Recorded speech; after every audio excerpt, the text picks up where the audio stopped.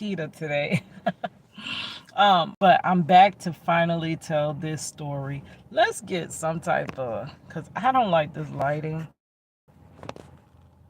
Can we find a filter that makes me look decent? Because it's giving all this blue shadowy. Ugh. Girl, I don't look that bad. That's obstructive. But that's cute. That's kind of cute, ain't it? Oh! Y'all know I'm an artist. I've never seen this video. I mean, this filter. I sure can spit some lyrics with that. Girl, they added new filters and that one's decent, right? We'll go with that. Glamour. Glamorous. At least it's not showing all this blue shadowing. Like, girl, I don't look that bad. When I look in the mirror, I don't look as bad as it's coming across on this screen. But the lighting is like, it's not right. I need the light to shine in from the thing. But y'all know that I record on my Wi-Fi. I don't have any storage on my phone. It's been very challenging. I have been doing YouTube content from 2020, and it has been so challenging keeping up with storage, trying to transfer your files. It becomes hard to upload everything. It's very hard. So now I don't have enough storage to just do long videos. And plus, even if I did have the storage, it will take forever for it to upload. It will take 4 to 5 hours, and I don't have that type of time. So what I do is on my other channel, I am able to go live. So I do a live. I'm not quite there on this channel yet, but thank you for my first 2 subscribers, guys. Thank you for joining me, being with me. I don't exactly know where this channel is going, but I do know that this is going to be so therapeutic for me because I'm finally able to tell my side of the story. Being in narcissistic relationships, I've been silenced for so long. So it is so beautiful. And that's kind of the reason why I started this channel, because they are the two narcissists in my life know of my other channel. So they kind of not watch it to support me, but to see what I'm doing. You already know. They keep them eyes on you. So this is brand new. This is out the box. This is gonna be something that I can finally tell my side without them interrupting me, or telling me that this didn't happen that way. So I finally get to tell the story of my prom. Now, really, who thinks back about their prom? Some people had good proms, some people had bad proms. I was so overexcited and overjoyed when my daughter had her prom. Knowing that I am an artist, I was like, oh, I'm gonna take your photo. Like, I did a lot. I was really hands on with my daughter's prom.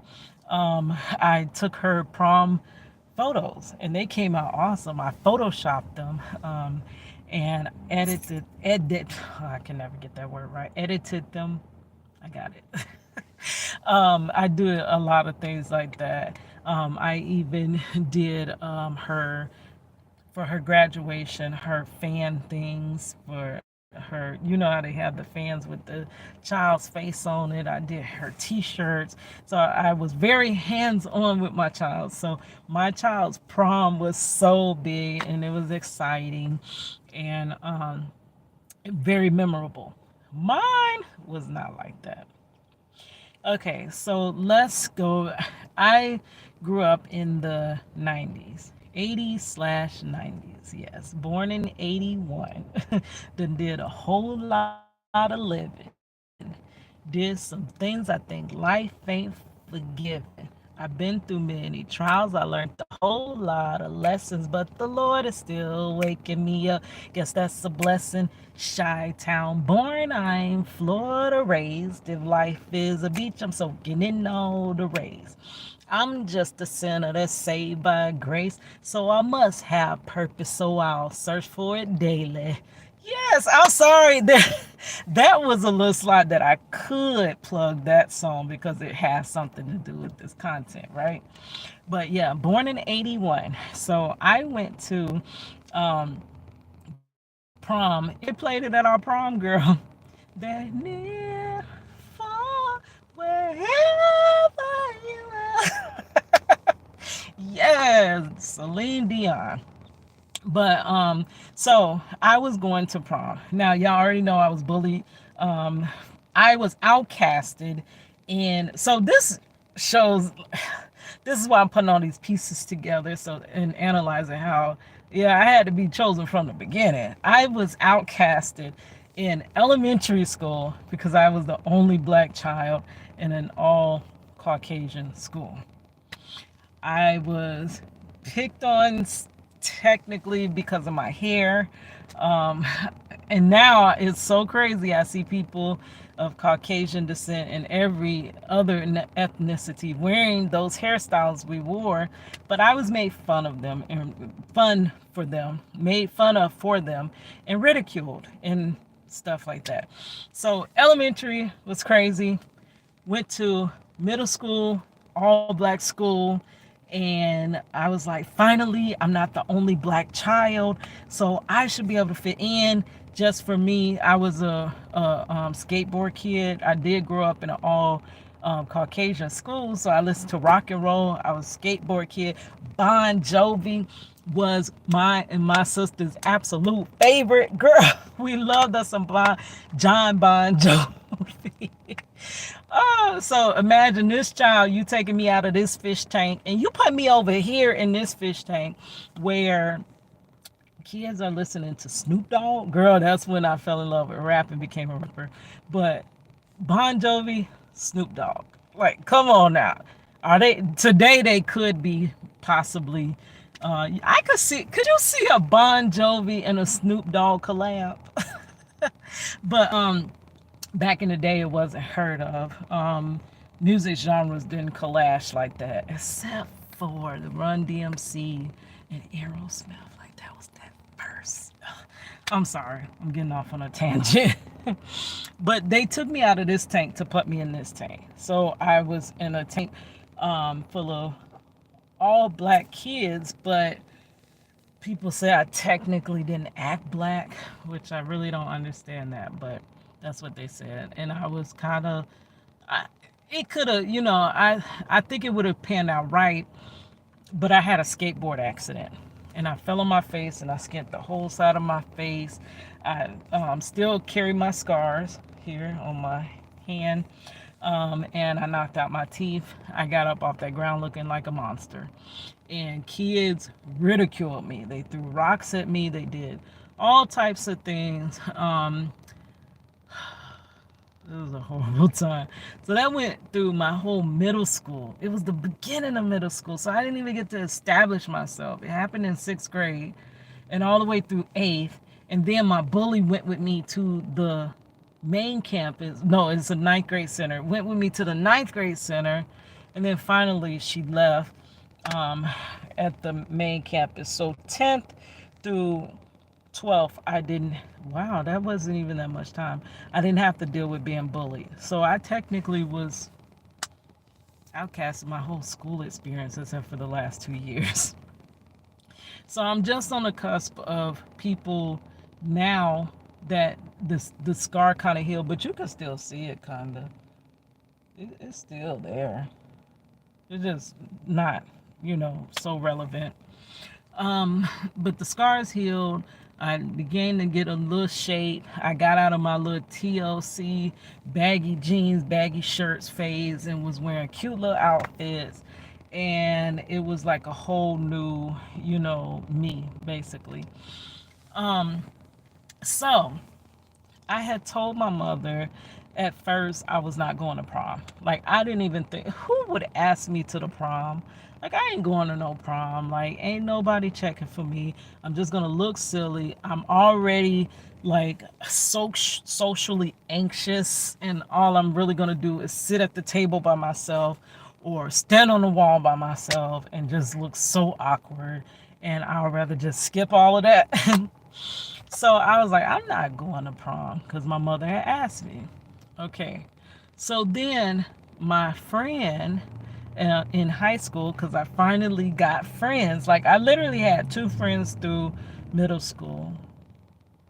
I did have two friends, but that was it. So in high school, I got a little bit more of friends. I always geared though towards the ones that were kind of outcasted, or people didn't really, they weren't the most popular. Like that was my group, my clique, the people that is looked over, which I understand it now, right? Probably the chosen ones. So my friend was like, we're gonna go to prom, you going with us? And I'm like, no, I ain't going no prom, I ain't got no date, ain't nobody finna ask me to the prom. So later they're like, come on, we're going as a group, we're not even pairing off like that, so why don't you just come on and go with us? So I'm like, okay, cool, I guess I can go with you since it's gonna be a group, we're gonna be hanging out. But it still was that fear that, when people are having fun, I'm not usually the one that people go to have fun with. So I kind of get ignored in the group. I was scared of that. But we kind of, I'm skipping too far ahead. So I said, I am going to go. So what I ended up, no, we did go to homecoming. So homecoming was cool because we definitely were going to that as a group. Oh, I'm getting it confused. Yeah. So that's why they didn't say they were doing groups as but my friend did not have a date, so we were kind of going together. But her brother had a date, and I don't know who else was in our group, but we kind of were gonna go somewhat together, and some had dates, but we said we weren't gonna do all that excluding of each other and stuff. So that's why I ended up going. So then later, I told my mom I am going. And she was like, Kita, I thought you said you weren't going. I said, no, Mom, I'm going to go ahead and go. So it seemed like when I told her I was going to go that she was uninterested. Like I always said, my mother was, it was always something going on in her life. She had 4 kids. I was old enough. She always said that I raised you, so now you can help me raise them. And I had a sister that was sick all the time. So it wasn't a lot of time left for me. So when I did, I felt like when I would go to try to talk to my mother, it was almost like my mother just didn't have the time. Like it was always like, oh, okay. You know how you're not actively listening, but you're like, oh, yeah, okay, all right, kids, such and such and such. Like that was the active attention. Her attention was focused on them, and it was like, or she would be so frustrated or overwhelmed because my mother went through a lot. Oh my gosh, she had a hard life. She had a good life, but she had a hard life too. Yeah. So her focus couldn't be me, right? So it felt like when I told her mom I am gonna go ahead and go to prom, it was like a almost, oh okay, and a brush off. That's what it felt like. It may not have been that, but that's what it felt like. So I'm like in my mind, oh, so my mom really don't care that I'm going to prom, of course, because they never care about me. So that's when I told my aunt, and my aunt was like, oh, I'm gonna help you get ready. I used to be a cosmetologist. I could do your nails. Um, she took me to the thrift store. We found like this tuxedo dress. It was kind of, you know how the collar of the guys' suits would come down, but it had the collar, but the back was all out, and it was cut like the little fold over for the jacket, the suit jacket had like a diamond emblem. It was cute. It had a long, it was a two-piece. It had a long skirt. So we had it tailored. It was a little too big, so she had it fit to me at a cleaner's. So the cleaners brought it in, made it fit nice, brought my split up because I wanted to show them the legs now, girl, because I had went from the ugly duckling to now I'm okay and I'm acceptable. So I had that split come up some more. It was cute. We went to she went with me she went with me to the thrift store to buy the dress, took it to the cleaners.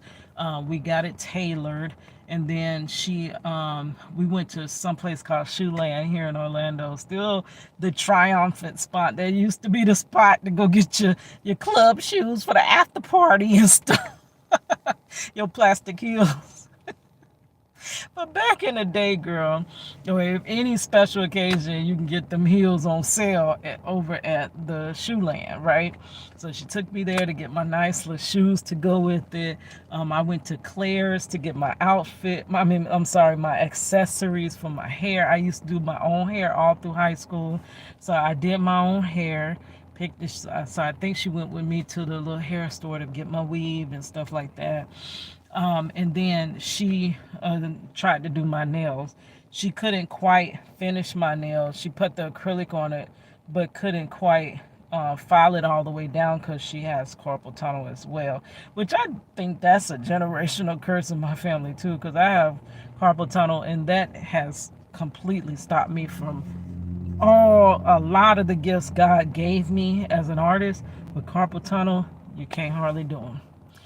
But and it has stopped me in so much of my career path. Like I'm literally living check to check because of carpal tunnel, because my hands will not allow me. I'm a licensed cosmetologist, but cannot practice because of carpal tunnel. I'm a degree holding graphic designer, but can't go work for a company because I can't complete my graphic design work fast enough to stay on someone's payroll. So now I work at a restaurant, girl, bringing food to the table to barely bring food to my table. But God is gonna work this out. I don't know how this gonna work out, but I'm trusting God that this cannot be what He put me on this earth for, right? To work to live and to live to work. No, that is not of God. That is of the enemy. So anyways, I go off on tangents. I'm so sorry, guys. Y'all are still getting to know me. But yeah, so she helped me with that, but she couldn't file my nails all the way down because she had the carpal tunnel. So one was done decent, but this one was kind of still humped up. But I was like, it's cool. Like, who really gonna be all up on my nails like that? I was just grateful someone took the time or whatever. And so when it came to prom day, I didn't have the date. My aunt as well was like, oh, don't worry, I know somebody that could take you to the prom. She was gonna find my date too. And I was like, no, it's okay, I don't really want to do that. Like, we already said we're just gonna, and she was like, no, I got somebody. So it was her friend's nephew or something that was supposed to take me. So fast forward, it's the day of prom. My prom was the absolute horriblest it could ever be. It was horrible. I just shouldn't have never went, right? So the day of, you already rushing, trying to get ready for last minute. And the day of, the guy that my aunt hooks me up with to go to prom, which I think he already had a girlfriend or something, which I didn't know that. But he says he's trying to find a tuxedo. How are you going to find a tuxedo the morning of prom? Like, common sense. Why are you looking for a tuxedo the morning of prom? So already it was crazy. So he's like, oh, don't worry, he gonna find something. We gonna find him something. Don't worry about that, kitty. You just keep getting ready. So I get ready, and finally they tell me that no, he's not going. He can't find no suit. He's not going. So he stands me up for my prom, and now I don't have no date. I think I can't remember if my friend had a date or not, but I know her brother did have a date. I don't think she did, but she was more popular than me, so she could go and flow and talk to other groups of kids when I kind of was the outcast. I only had my little niche, group of kids, so I couldn't flow around like that. So I still was gonna have those awkward times. So I'm like, okay, I guess he ain't going, whatever. So then we get ready over at my aunt's house, and my mother is kind of mad now. She's upset. She is mad because now she feels like I didn't include her in getting ready for my prom. And I'm like, but mom, when I tried to talk to you about it, you act like you didn't, like it was nothing. So I just took that as you didn't care about it. So I just found other means, right? So my dad had actually came over to my aunt's house, and we took the pictures before prom there. Even my dad came over, and my uncle came over and took pictures with me. But he kept calling my mother, but my mother was like, no, I'm not going because she didn't include me in it, so why would I just show up? So my mother did not come home. She stayed at the house, kind of upset and sulking about it. So it did make me feel bad though, because it wasn't that I didn't want her to be a part of it. It was always just a misunderstanding, miscommunication. I thought you didn't care about it, so it's not that I didn't want you to be a part of it. So my mother was mad at me. The date had just stood me up.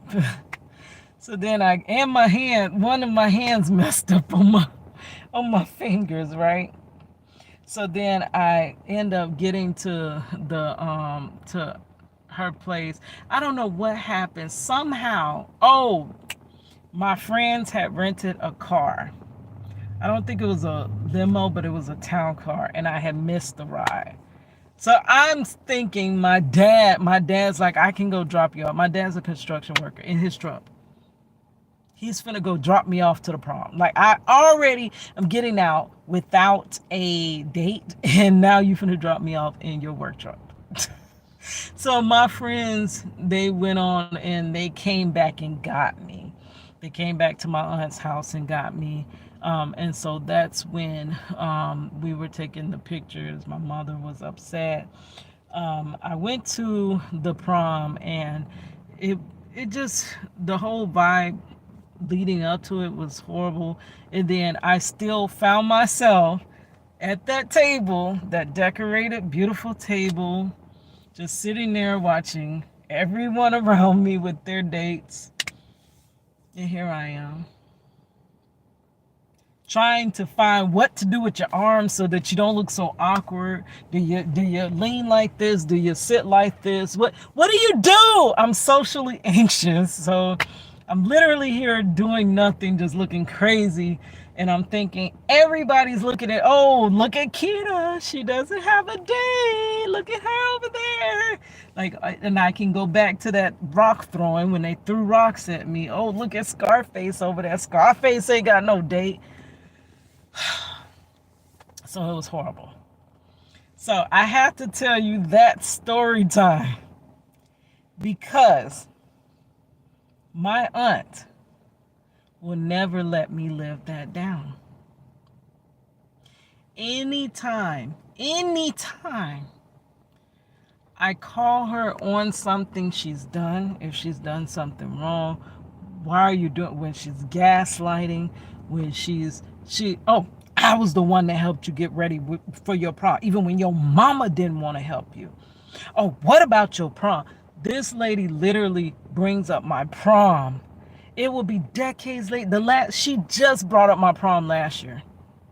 And my daughter done went to prom herself.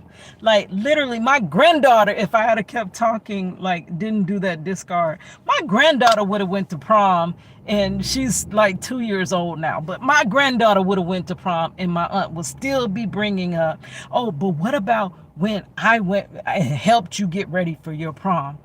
Like literally, it was like I could never live this down. And I'm like, but for all the things I've done since prom for you, I've literally not paid nothing into that debt. It's like taking out a credit card with when someone narcissistic does something nice for you, it is like taking out a credit card with the highest interest rate, that no matter how the minimum payments you pay, which is comparing, y'all know I love to do comparisons. That's one thing, that how I understand things and how I relay what I'm trying to say. So I always am going to come up with analogies, comparisons, things like that. So that's like every favor is like a minimum payment due. And you know how it never pays your credit card down. You could literally pay on your credit card forever. That's the same with a narcissistic. When someone that is narcissistic does something for you, no matter how many other things you do for them in between the one or two couple of things they've done for you, you've never paid down that debt. You somehow still owe them more than they could ever owe you. They don't owe you. You owe them. Even if you've done so much more, and what they've done has been down here, and it could be small and minute. I do have a video about that too. They've done more than you. So I'm like, I ain't paid that off yet. Are you kidding me? You breaking up my prom? Like literally, who was there for your prom when your own mother didn't want to be a part of it? And now my mother's deceased, so it's like, excuse me, she's not even here to defend herself. Like, but I could never pay that debt back. I owed her for that prom. And as I think back, I'm like, if I knew that I could never, and you would always throw this in my face whenever I told you no, that I can't do something, or whenever we disagreed, or whenever I tried to bring up how something you're doing is bothering me, you would throw that back in my face. I never would have allowed you to be a part of such a special, well, supposed to be special day, special occasion. I never would have allowed you to be there in that part of my life if I knew that it would always be brought back up to me and thrown in my face. But I got so many more stories. I'm so glad that I am able to release. Y'all, I could get over emotional because these are things I had to pack down inside of me and carry around this trash for years. And now, I've just been led by God to just release it. I don't know if it can help anybody. It may, or it may just sound like at times that I'm just, I don't know. But I do feel like God is telling me to let it go. And this is where I'm letting it go. Thank you guys for being with me, and I will talk to you later.